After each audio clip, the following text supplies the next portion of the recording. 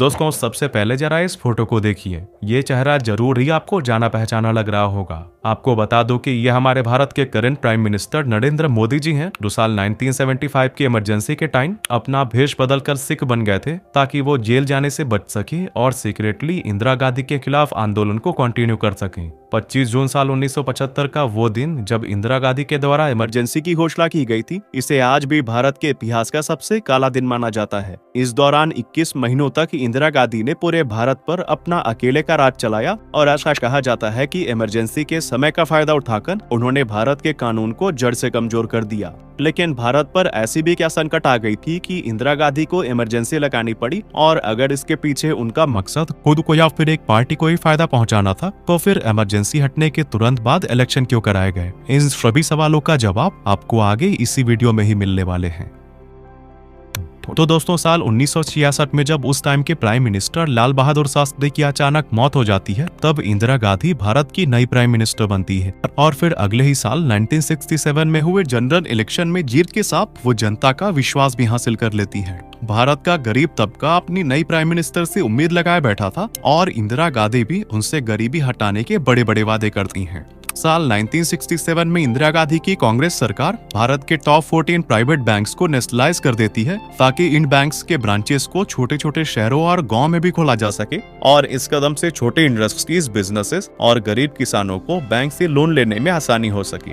लेकिन उस time ground level पर करप्शन इतना ज्यादा था कि इंदिरा गांधी के इस फैसले से गरीबों को कोई फायदा नहीं मिल पाता है। ऊपर से JRD टाटा और GD बिड़ला जैसे बड़े उद्योगपति इंदिरा गांधी के सरकार पर भड़क उठते हैं, क्योंकि उन लोगों ने इन प्राइवेट बैंक्स के शेयर्स में बहुत ज्यादा इन्वेस्ट किया हुआ था, जो कि अचानक से सब डूब जाता है। इन्हीं बैंक्स के शेयर होल्डर्स में से एक RC कूपर सरकार के इस फैसले के विरोध में सुप्रीम कोर्ट चले जाते हैं, जहां उनकी जीत होती है और सुप्रीम कोर्ट बैंक्स को नेशनलाइज करने के सरकारी फैसले को अनफेयर बताकर खारिज कर देती है।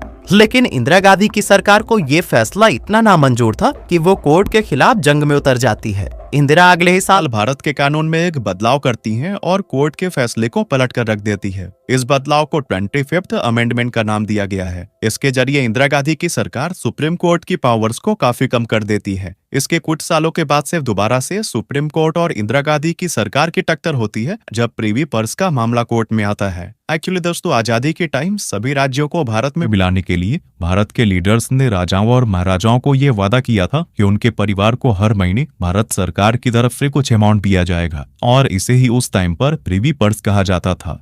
इंदिरा गांधी प्रिवी पर्स के कानून को खत्म करना चाहती थी, क्योंकि उनका मानना था कि अब राजा महाराजाओं को फ्री में पैसे देने की कोई जरूरत नहीं है। इसके लिए उनकी सरकार एक बिल लेकर आती है, लेकिन बहुमत न होने की वजह से उनका ये बिल राज्यसभा में पास नहीं हो पाता है। यहाँ पर भी अपनी बात मनवाने के लिए इंदिरा गांधी सरकार अपना दिमाग चलाती है और ये घोषणा कर देती है कि अब ये रूलिंग फैमिलीज यानी कि राजा महाराजा की फैमिलीज को रिकॉग्नाइज नहीं किया जाएगा, यानी कि अब से ना कोई रूलिंग फैमिलीज होगी और ना ही उन्हें प्रिवी पर्स देने की जरूरत पड़ेगी। इसके बाद से ये मामला सुप्रीम कोर्ट में चला जाता है, जहां सुप्रीम कोर्ट सरकार के इस अनाउंसमेंट को गैरकानूनी डिक्लेयर कर देती है।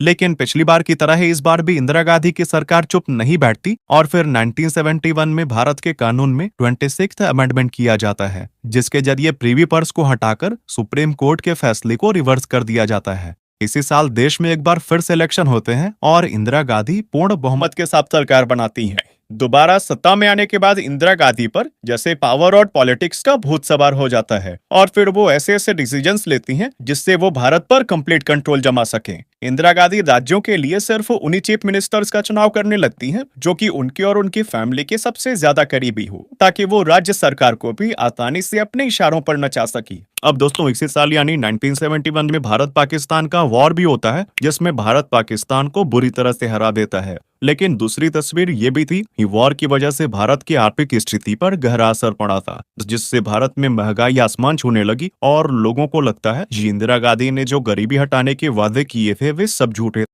मिलते हैं अगले वीडियो में इमरजेंसी पार्ट 2।